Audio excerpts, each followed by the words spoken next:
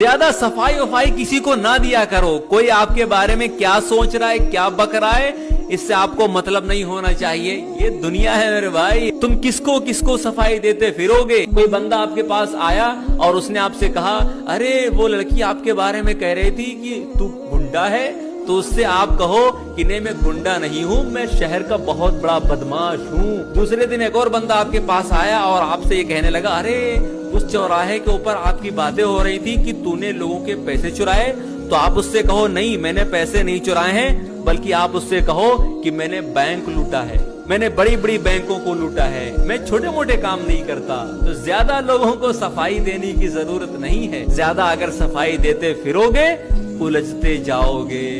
ज्यादा सफाई वफाई किसी को ना दिया करो। कोई आपके बारे में क्या सोच रहा है, क्या बक रहा है, इससे आपको मतलब नहीं होना चाहिए। ये दुनिया है मेरे भाई, तुम किसको किसको सफाई देते